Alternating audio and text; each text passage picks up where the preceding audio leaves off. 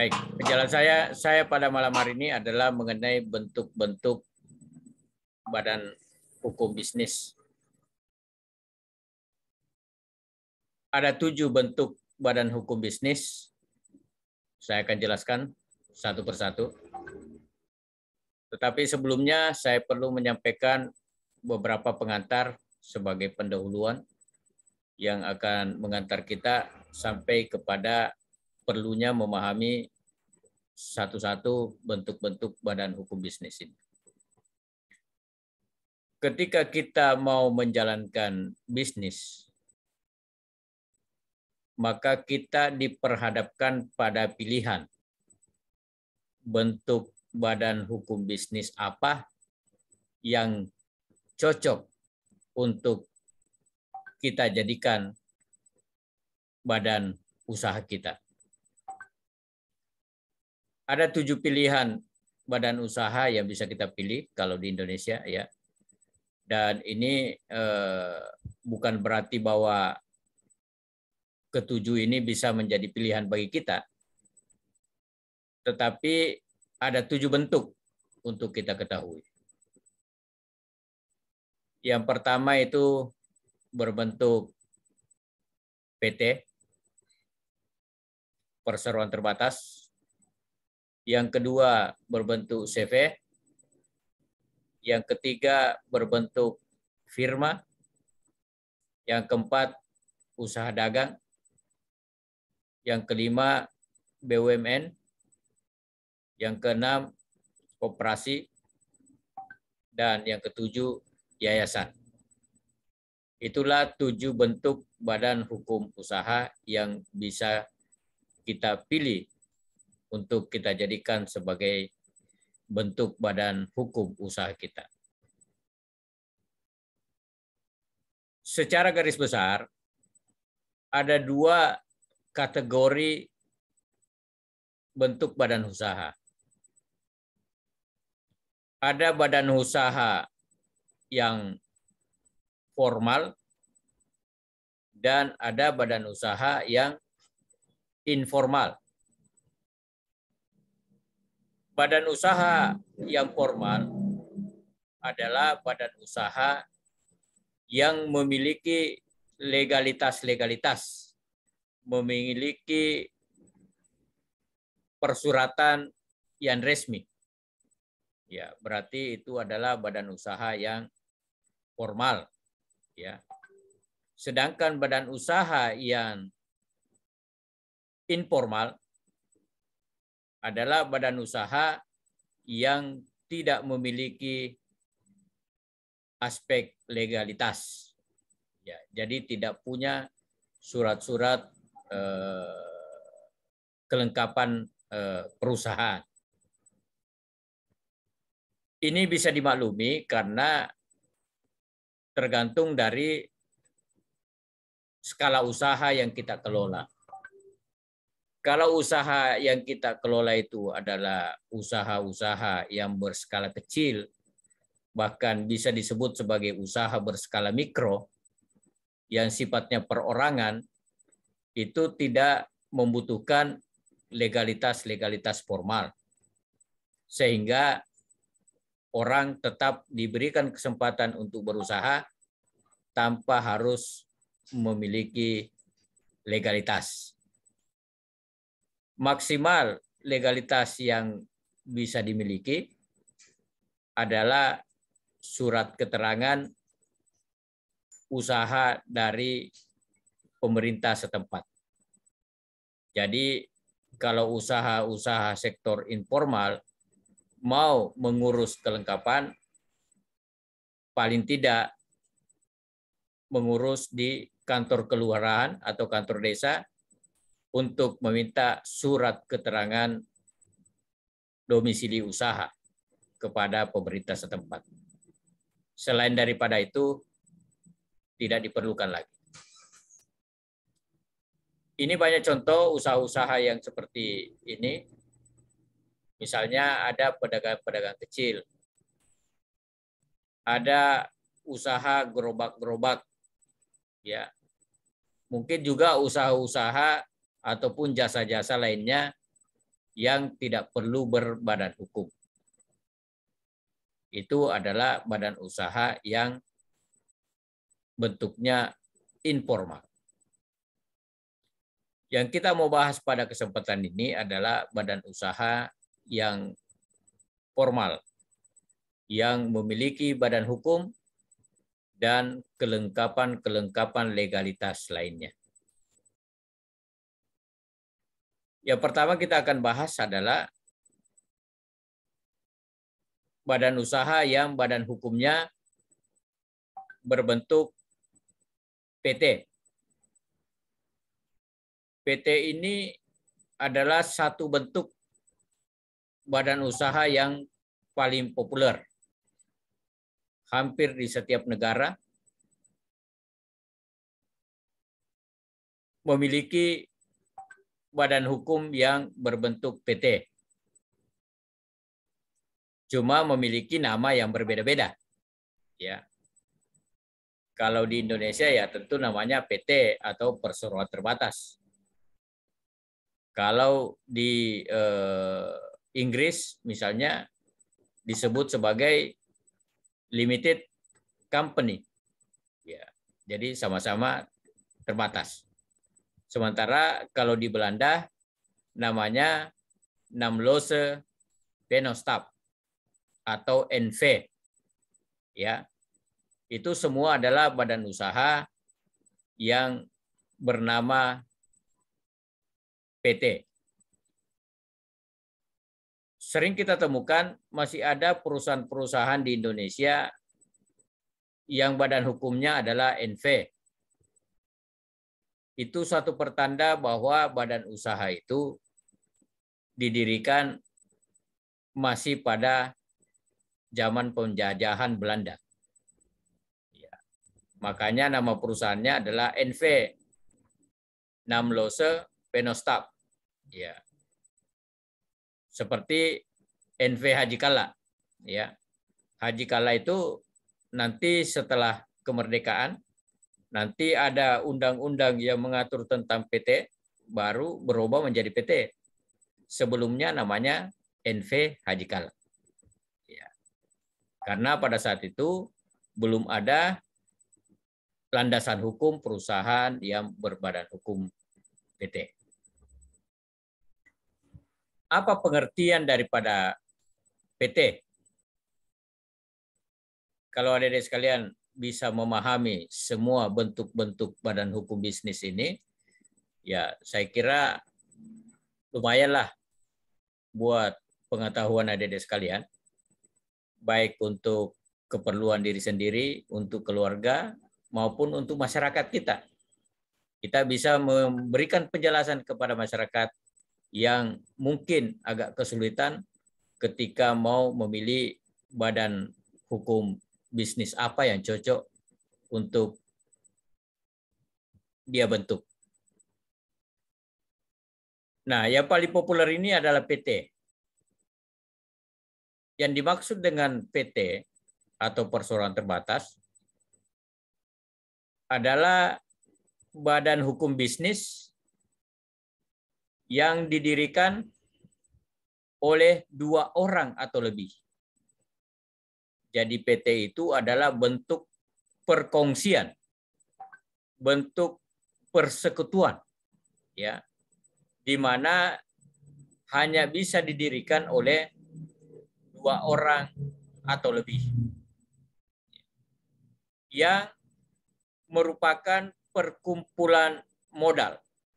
Jadi PT itu adalah satu bentuk badan hukum bisnis yang didirikan oleh 2 orang atau lebih yang merupakan persekutuan modal, di mana modalnya itu dibagi-bagi dalam bentuk saham. Ya, jadi perlu ditegaskan bahwa di dalam pengertian PT memang sudah disebutkan bahwa modal PT itu dalam bentuk saham. Ya, inilah yang membuat badan hukum yang berbentuk PT itu bisa didirikan di mana-mana dan bisa memiliki prospek pengembangan yang sangat luas karena modalnya bisa dimiliki dalam bentuk saham-saham, ya, bisa dipindahtangankan dan juga bisa dimiliki oleh masyarakat umum. Ya, akan berbeda nanti dengan badan-badan usaha yang lain. Jadi hanya PT lah yang modalnya dalam bentuk saham. Kemudian, bagaimana prosedur pendirian daripada PT ini? Jadi PT tadi kan sudah kita pahami adalah sebagai persekutuan modal. Jadi di dalam PT itu modal lah yang menjadi ukuran kepemilikan. Modal yang menjadi ukuran kepemilikan. Jadi siapa yang memiliki modal yang paling besar di dalam PT, maka dialah pemilik suara terbanyak. Ya. Jadi PT itu suara kita tergantung berapa porsi modal kita terhadap total modal. Ya, misalnya ketika ada orang yang mendirikan PT, 3 orang. Contoh, ada 1 orang memiliki modal 5 miliar.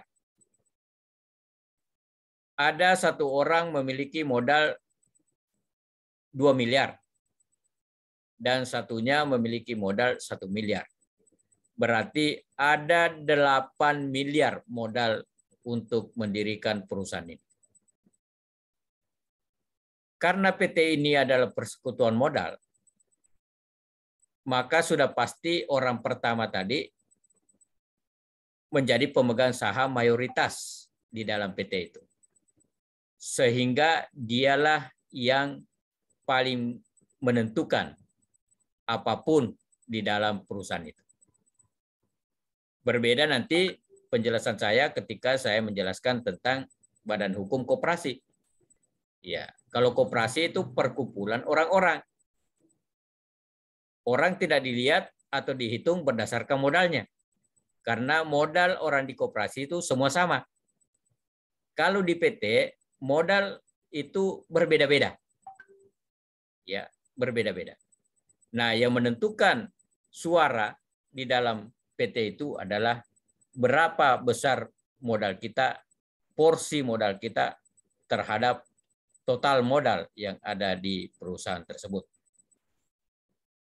Saya lanjut mengenai prosedur pendirian daripada PT ini. Ada 4 tahap pendirian PT. Yang pertama adalah pembuatan akte notaris. Pembuatan akte notaris. Kalau besok lusa, adik-adik sekalian berkesempatan untuk mendirikan usaha dan memilih badan hukum usahanya adalah PT, maka yang pertama kita lakukan adalah mencatatkan perusahaan kita ini kepada notaris. Output dari notaris nanti adalah berupa akte notaris. Bagaimana tata caranya? Tata caranya ya seperti yang pernah saya lakukan ya. Karena saya pernah memiliki pengalaman pada saat mahasiswa di semester 5. Saya bersama 5 orang teman-teman, ya teman-teman kuliah, itu mendirikan PT. Itu baru semester 5. Ya. Jadi adik-adik sekalian juga silakan kalau sekiranya ada yang berminat untuk berbisnis, berwirausaha sambil kuliah, silakan. Dan kita bisa memilih bentuk badan hukum apa yang cocok untuk kita jalankan. Ya, pengalaman yang saya punya adalah mendirikan dalam bentuk PT. Prosedurnya itu tadi adalah para pendiri perusahaan ini melakukan pertemuan. Ya, kita melakukan pertemuan yang kita kenal sebagai rapat pembentukan perusahaan. Jadi kita panggillah semua orang-orang yang kita anggap bisa untuk kita ajak bergabung di dalam usaha itu. Kemudian kita membuat pertemuan. Ya, di dalam pertemuan itu kita membuat berita acara pertemuan, namanya berita acara rapat. Ya, yaitu diputuskan apa nama usaha kita, di mana berkedudukan usaha itu, berapa modal yang dianggap sebagai modal dasar ketika perusahaan ini dibentuk, kemudian apa jenis-jenis usaha yang akan kita kelola, dan siapa yang menjadi pengurusnya. Maksudnya kalau bentuk manajemennya itu adalah direksi, maka siapa yang menjadi direktur, siapa yang menjadi komisaris, ya, dan siapa yang menjadi manajemen di dalam perusahaan itu. Ya, namanya pengurus, ya. Nah, hal-hal yang kita putuskan ini dituangkan dalam bentuk berita acara. Kemudian dilampirkan daftar hadir orang-orang yang ikut di dalam rapat pembentukan PT ini.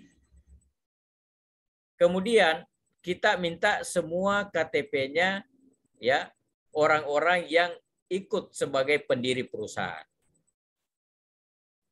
Kemudian dokumen pendirian perusahaan ini kita bawa ke kantor notaris. Ya. Di kantor notaris itu sudah ada form akte pendiriannya. Sudah ada. Ya, tinggal mengisi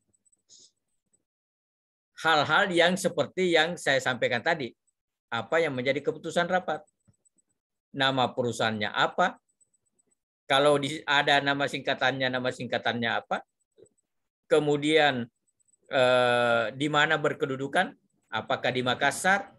Ya, apakah di daerah lain? Ya.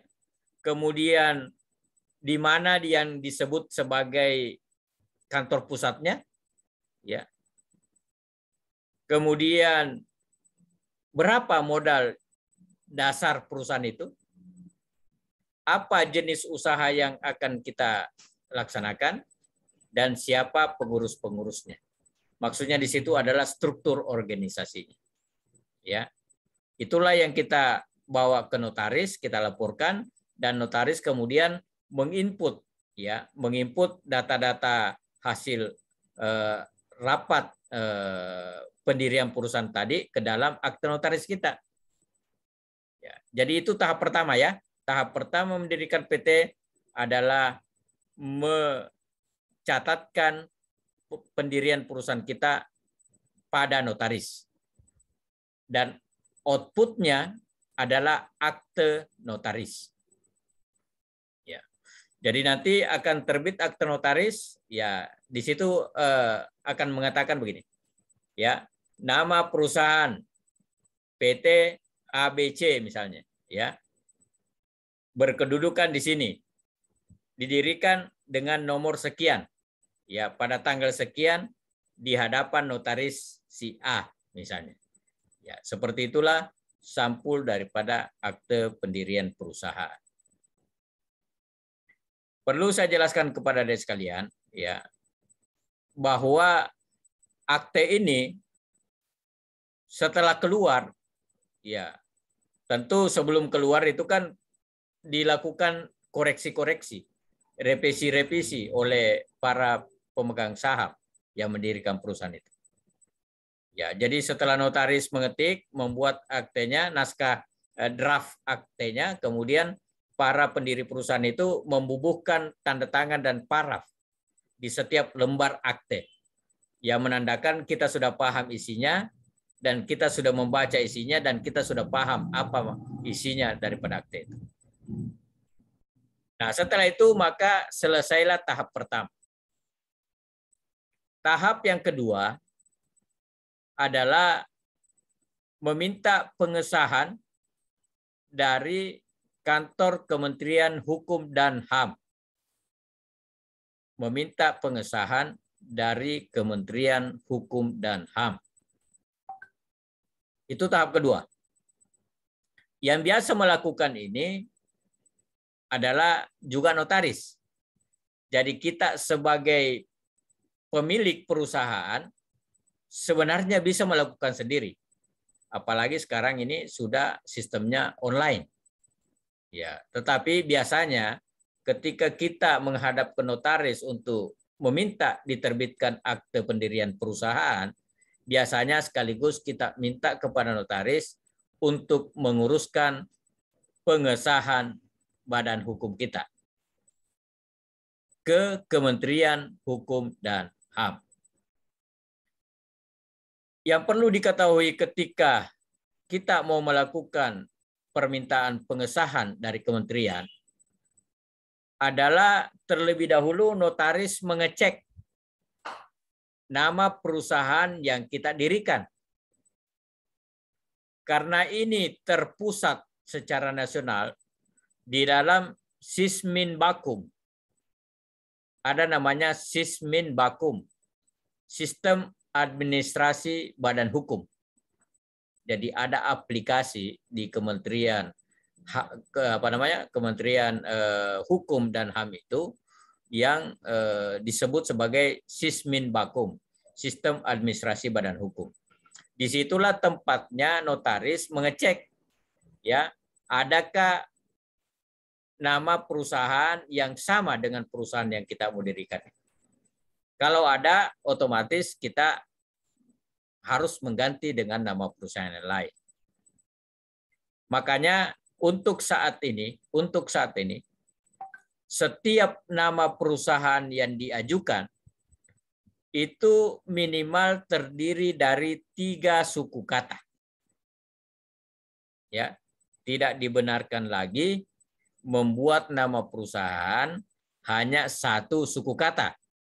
Misalnya, kita mau dirikan PT Sejahtera. Itu pasti ditolak. Kenapa? Karena ada ratusan ribu perusahaan yang sama di Indonesia dan pasti ada yang punya nama yang sama. Ya.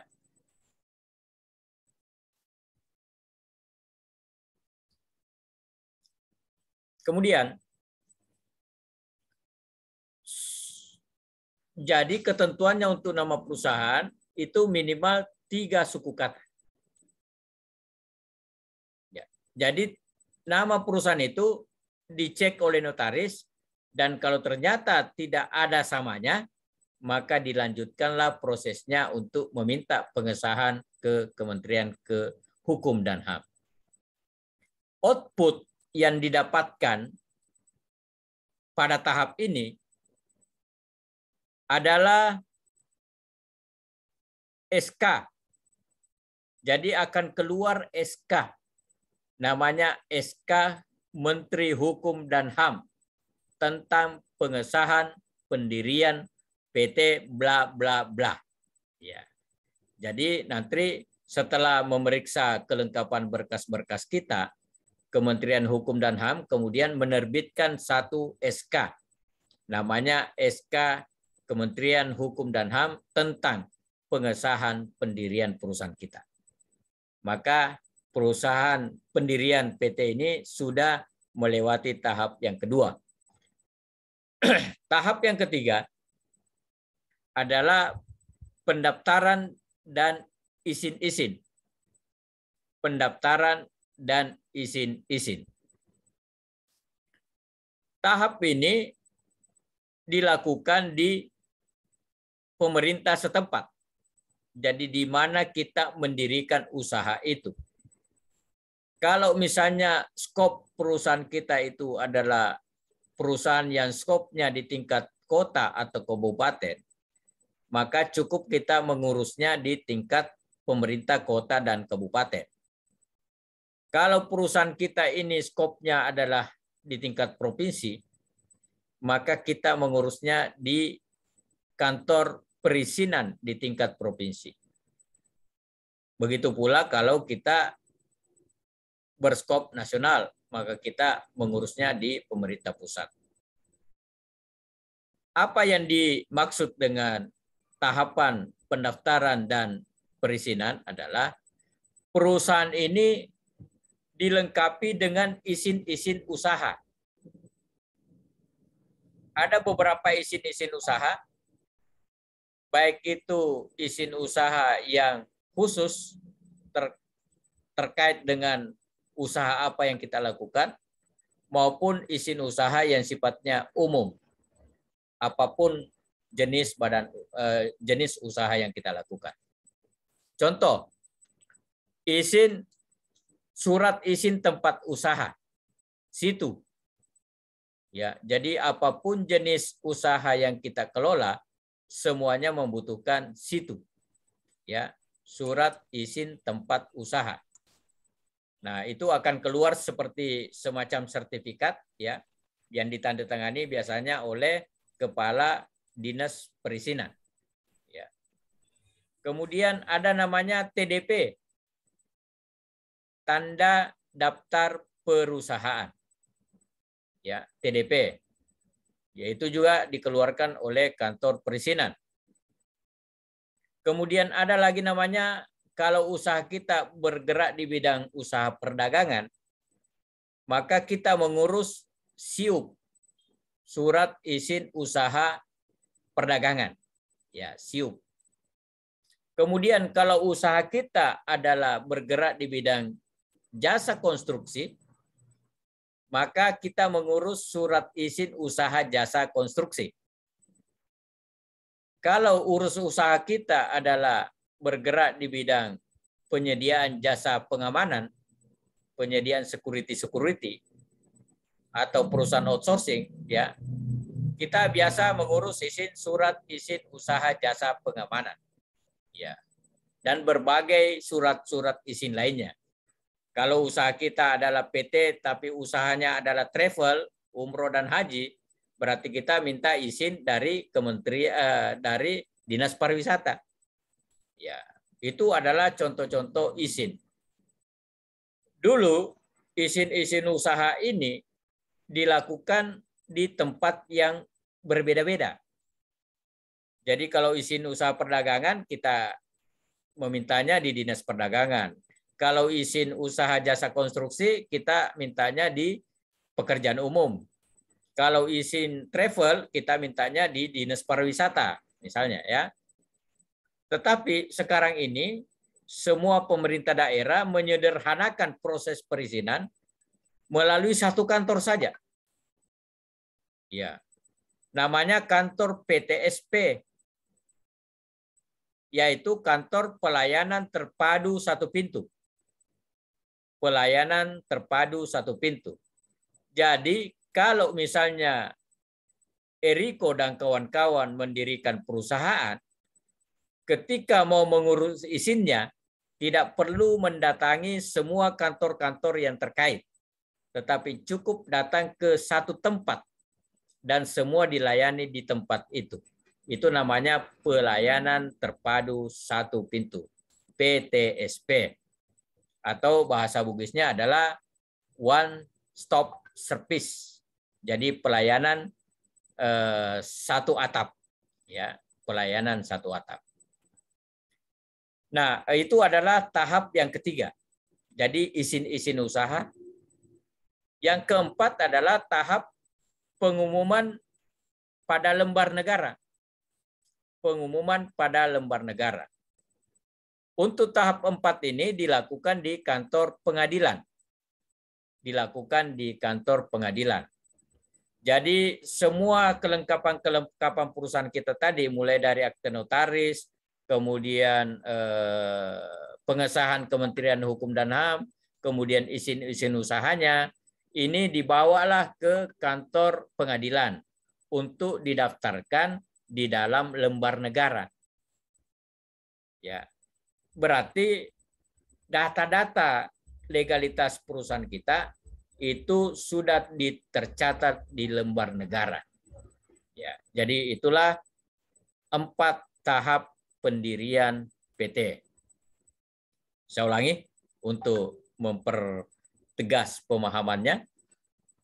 Tahap pertama adalah pencatatan pada notaris untuk mendapatkan akte pendirian perusahaan.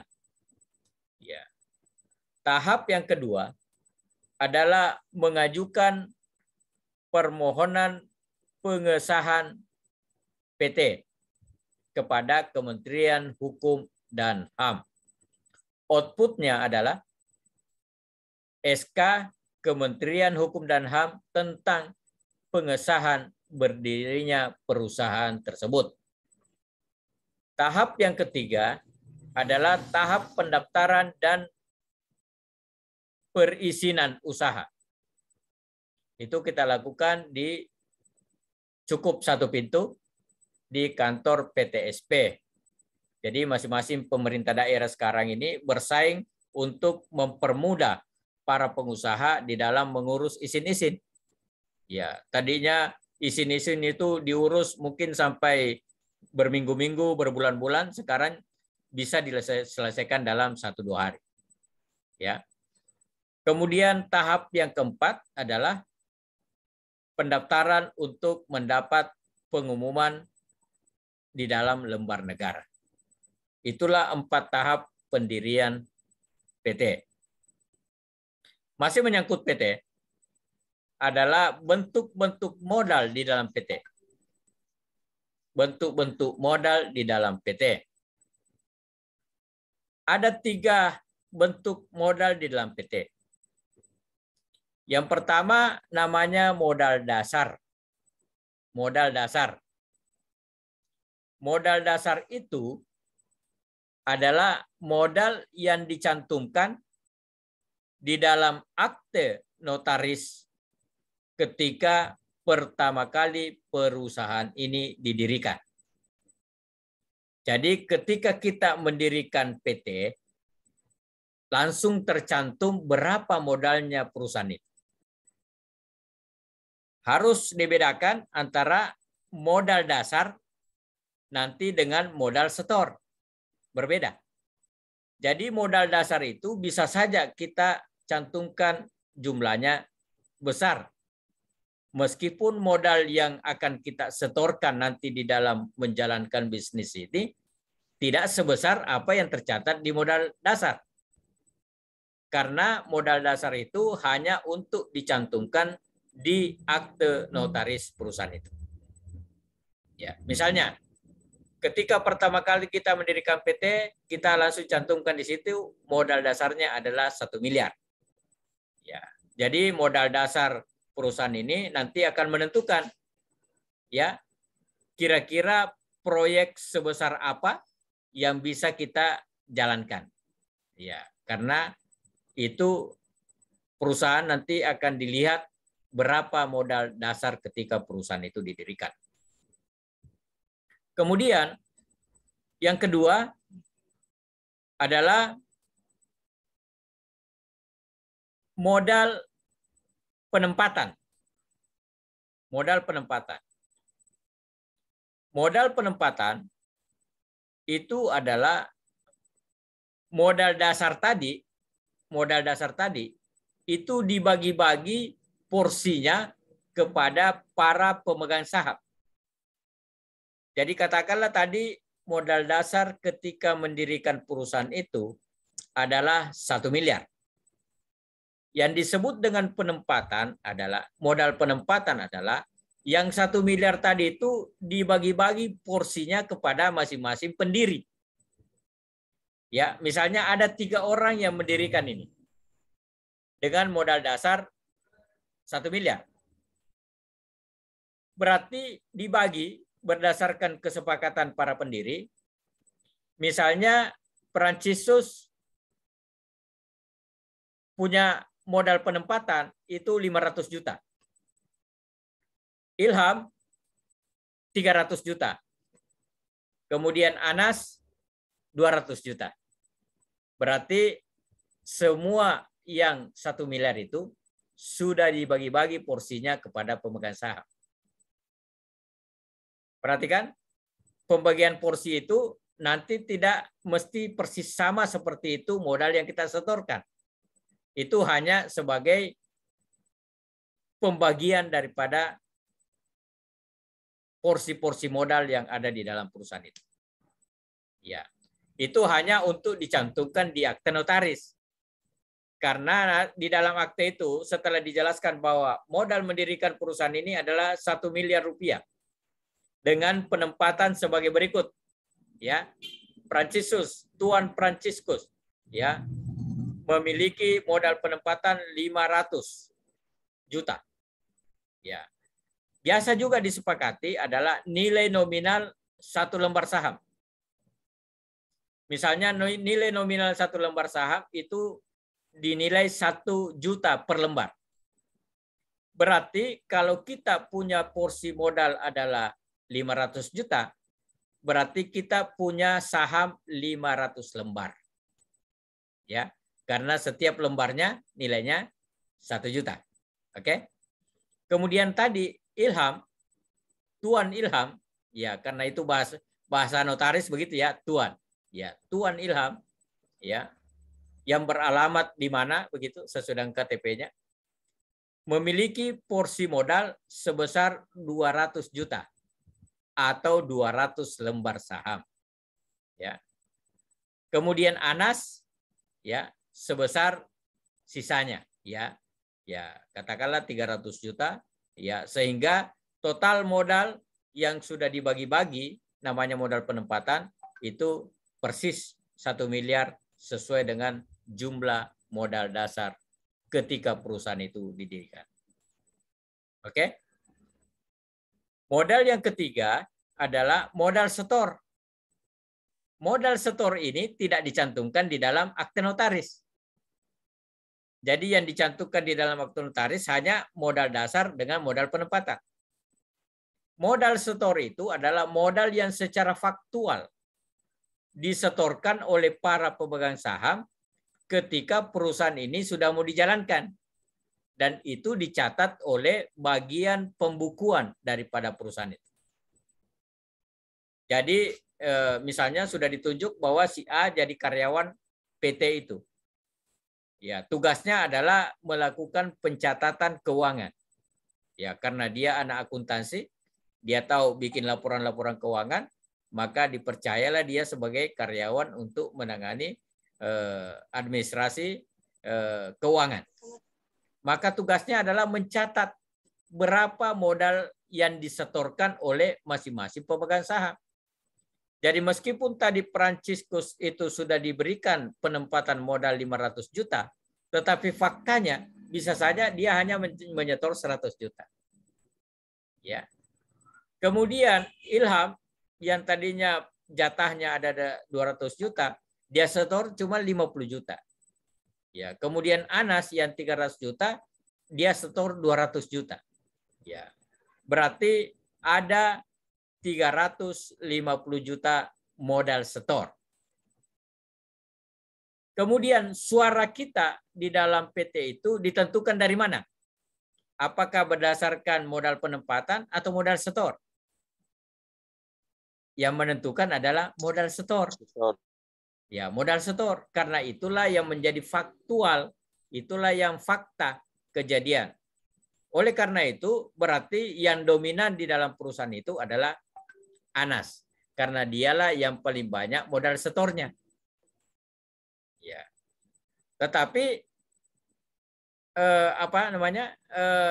suaranya Anas ini juga akan berhadapan dengan suara-suara pemegang saham yang lain. Ya, meskipun yang lain itu jumlahnya kecil-kecil, tapi kalau dia bergabung bisa saja menyaingi jumlah sahamnya Anas. Ya, sehingga bisa saja justru yang menentukan adalah orang yang berkoalisi di dalam perusahaan itu. Ya, jadi seperti itulah modal yang ada di dalam perusahaan kita. Berikut saya akan jelaskan tentang bentuk-bentuk perusahaan yang lain. Itu tadi baru PT. Tapi yang lain saya tidak akan jelaskan sedetail daripada PT.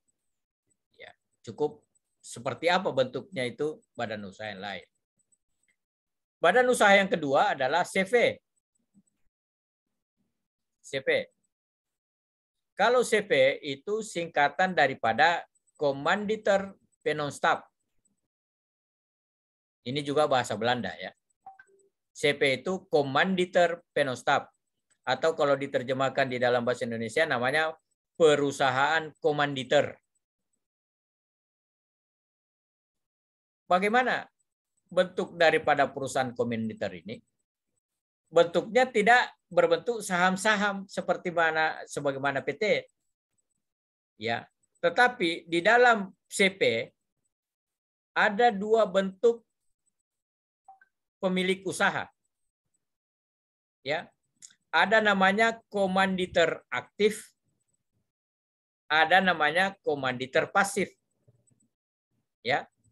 Kalau komanditer aktif artinya dia termasuk di dalam pendiri perusahaan itu dan dia aktif di dalam status menjalankan perusahaan itu. Itu namanya komanditer aktif. Ya. Sementara yang lain disebut sebagai komanditer pasif. Artinya ikut tercatat sebagai pendiri perusahaan itu, tetapi tidak aktif di dalam menjalankan usaha. Ya, jadi namanya komanditer pasif. Jadi kalau CPA itu ada komanditer aktif, ada komanditer pasif. Nah, bagi adik-adik sekalian yang mau membuka usaha yang biasanya berbentuk usaha keluarga, yang paling cocok ini PT CP, ya. Kalau yang kita mau jalankan itu adalah usaha-usaha keluarga, mungkin di dalamnya ada bapaknya, ada istrinya, ada anaknya, ada menantunya, ada sepupunya atau keluarga-keluarga dekat. Ya, dirikan berbentuk CP. Tapi kalau kita mau melibatkan orang-orang lain, itu yang lebih cocok adalah PT. Ya. Kemudian badan usaha yang lain adalah firma atau disingkat dengan FA. Kalau firma adalah badan usaha di mana dibentuk oleh 2 orang atau lebih dengan kesepakatan untuk memakai satu nama perusahaan yang sama. Jadi misalnya Mukmin ya dengan Hendra sepakat untuk mendirikan badan usaha. Yang mereka pilih adalah berbentuk firma. Ya. Kalau bentuknya firma, maka Mukmin dan Hendra sepakat menggunakan satu nama perusahaan, tetapi usaha yang dikelola tetap berbeda. Jadi Mukmin menjalankan usahanya sendiri, Hendra menjalankan usahanya sendiri, tetapi nama perusahaannya Mukmin dengan Hendra memakai satu nama usaha. Itu namanya firma. Ya. Biasa kita lihat yang firma itu yang sering kita lihat misalnya F.Alita, ya, F.Alita. Itu adalah satu perusahaan keluarga yang ada yang mengelola usaha angkutan, ada yang mengelola usaha perkebunan, mungkin ada yang mengelola usaha perdagangan dan usaha-usaha yang lain. Jadi semuanya memakai nama F.Alita, tetapi masing-masing menjalankan bisnisnya sendiri-sendiri. Ya, cuman satu ciri khas daripada perusahaan berbentuk badan hukum firma ini adalah adanya tanggung renteng. Ada tanggung renteng. Artinya jika satu badan usaha dari di bawah firma ini melakukan perjanjian kredit dengan lembaga keuangan, maka yang lainnya ikut bertanggung jawab terhadap kredit yang diambil ini. Itu namanya tanggung renteng. Supaya bisa saling menjaga, maka semuanya harus mengawasi. Jangan sampai dia terkena dampak daripada usaha yang dilakukan oleh mitra bisnisnya. Ya, jadi meskipun bukan dia yang melakukan, tetapi mitra bisnisnya yang melakukan, maka dia ikut menanggung akibat daripada kerjasama yang dilakukan oleh salah satu daripada perusahaan firma ini. Ya, jadi memiliki kelemahan juga memiliki kelebihan. Ya. Kemudian yang keempat adalah UD, berbentuk UD. Kalau UD, dari namanya saja kita sudah tahu bahwa UD itu artinya singkatan dari usaha dagang. UD usaha dagang. Nah, biasanya UD ini adalah usaha-usaha yang berbentuk toko. Ya. Tapi toko kan banyak juga toko yang tidak berbadan hukum. Ya, misalnya toko-toko kecil-kecil ya, dia bikin toko-toko tapi tidak memiliki badan hukum. Memiliki nama. Ada namanya toko A misalnya ya. Tetapi tidak punya badan hukum. Nah, di dalam aturan hukum bentuk-bentuk bisnis di negara kita memberi kesempatan untuk membentuk membentuk badan hukum yang bentuknya UD, usaha dagang. Jadi kalau kita mau formilkan, ya kita mau legalkan kita punya perusahaan itu, kalau kita punya usaha dagang, ya kita daftarkan di notaris untuk mendirikan UD, ya usaha dagang. Ya misalnya usaha dagang Darmawan, ya UD Darmawan. Ya di situ ada toko atau ada usaha-usaha perdagangan lainnya. Ya. Jadi usaha perdagangan ini adalah usaha perorangan ya. Jadi tidak butuh kongsi-kongsi lagi. Ya, tidak butuh gabung-gabung modal di dalamnya. Jadi UD itu adalah usaha perorangan. Ya. Kemudian yang kelima adalah BUMN. Dari namanya saja merupakan singkatan daripada Badan Hukum Badan Usaha Milik Negara. BUMN. Badan usaha milik negara. Berarti negara kita ini memiliki badan usaha. Ya. Tetapi memiliki badan usaha maksudnya di sini untuk pertama kalinya memang badan usaha itu didirikan oleh pemerintah. Ya. Dalam hal ini mewakili negara. Ya. Tetapi nanti di dalam perjalanannya boleh jadi saham-sahamnya ini juga dimiliki oleh masyarakat umum. Ketika perusahaan ini kemudian sudah masuk sebagai perusahaan yang menjual saham di pasar modal. Nah, ini saya akan jelaskan nanti di pertemuan yang ke-7 ya. Mengenai perusahaan yang go public. Itu perusahaan yang sudah menjual sahamnya di pasar modal. Berarti sahamnya bisa dimiliki oleh masyarakat umum. Jadi BUMN itu bisa saja sahamnya nanti dijual kepada masyarakat umum. Kalau perusahaan itu sudah statusnya TBK atau perusahaan terbuka. BUMN ini didirikan untuk melaksanakan sebagaimana amanah di dalam konstitusi negara kita. Ya. Jadi pasal 33 kan menyebutkan bahwa kekayaan alam ya dan segala apa yang ada di dalamnya itu dipergunakan yang menguasai hayat hidup orang banyak dipergunakan sebesar-besarnya untuk kemakmuran rakyat. Ya, jadi usaha-usaha yang berpengaruh terhadap hayat hidup rakyat banyak itu ditangani atau dipegang oleh BUMN. Ya, jadi BUMN ini statusnya adik-adik sekalian adalah penyertaan pemerintah yang terpisah. Ya, jadi pemerintah memang memisahkan kekayaannya, kemudian membentuk badan usaha milik negara. Ya, BUMN itu contohnya seperti Pertamina, itu BUMN. Ya, kemudian PT Telkom, itu BUMN. Ya, kemudian PLN, itu juga BUMN. Dan ada ratusan BUMN yang lainnya.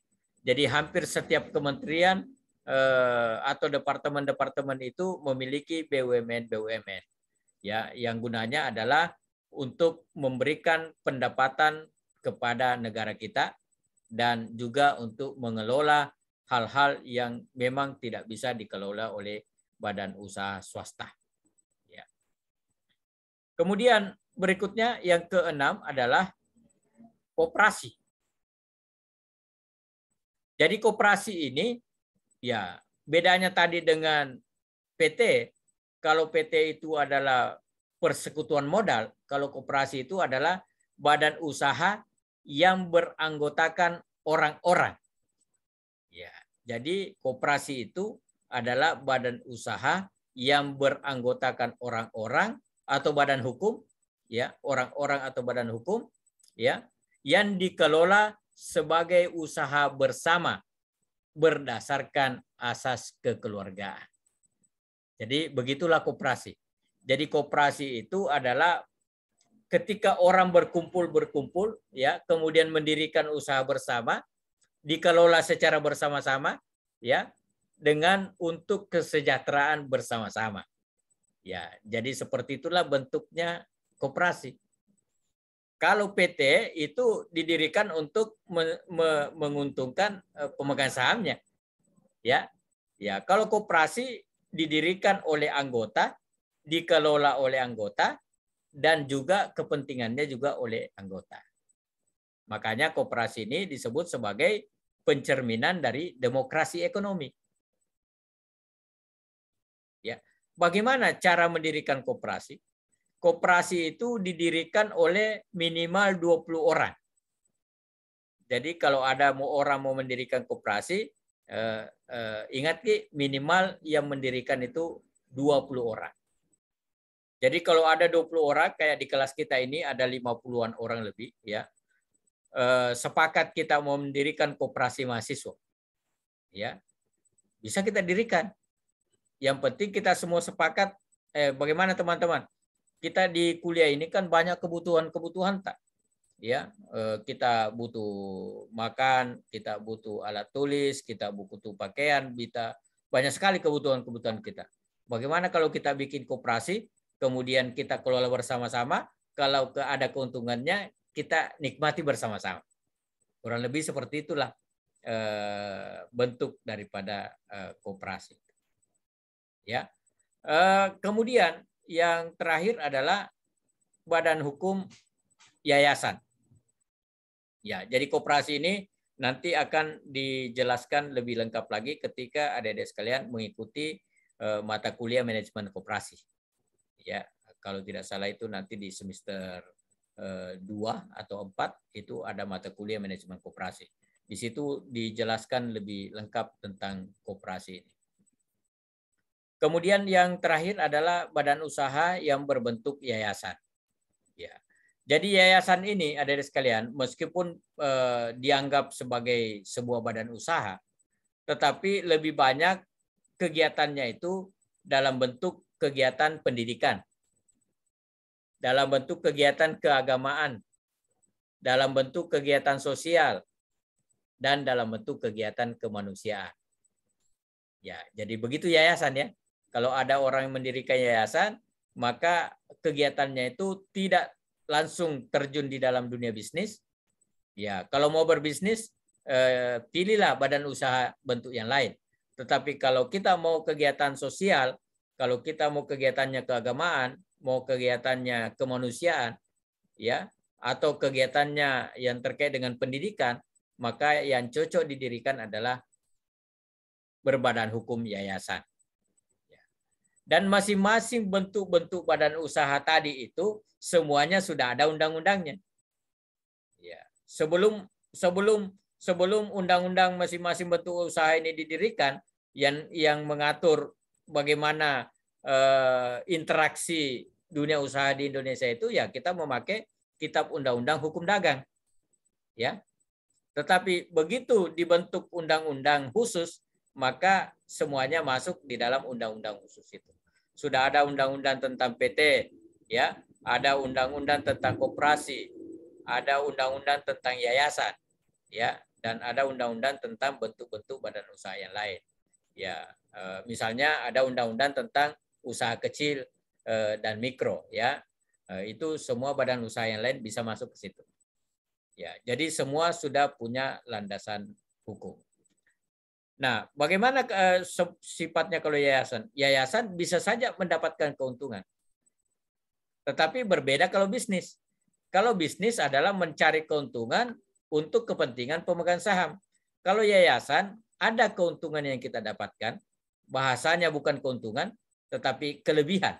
Ya, maka itu dipakai kembali untuk membesarkan yayasan itu.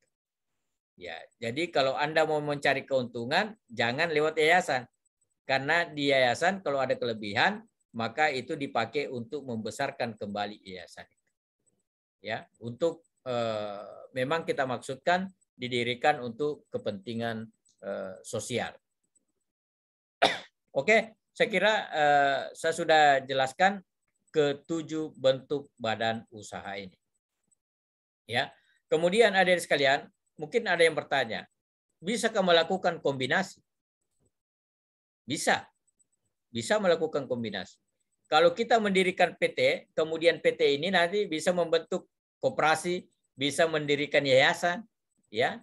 Kemudian begitu juga kalau kita bikin yayasan, ya, kita bisa bikin PT di bawahnya, kita bikin koperasi di bawahnya, ya. Kemudian kita juga membentuk koperasi sebagai induk.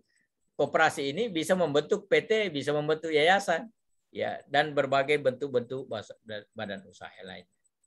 Ya, kecuali BUMN. BUMN tidak bisa didirikan oleh siapa saja karena memang khusus negara, ya. Tetapi BUMN juga ada BUMN yang yang persero, ya. Biasa itu masih ada BUMN biasa ada dalam kurung persero. Berarti itu 100% sahamnya masih dimiliki oleh pemerintah. Ya, belum dijual kepada masyarakat umum. Ya, saya kira itulah penjelasan saya menyangkut bentuk-bentuk BH bisnis ini. Ya, bentuk-bentuk badan hukum bisnis. Kita punya waktu kurang lebih 8 menit. Saya berikan kesempatan kepada adik sekalian. Kalau ada yang mau bertanya, boleh kita bertanya jawab. Atau kalau ada yang mau langsung memberikan review terhadap pemahaman dari materi yang saya sudah sampaikan, silakan. Kita punya waktu 8 menit sebelum kita absen, kemudian kita selesai. Silakan, ada yang mau bertanya atau ada yang mau review, silakan.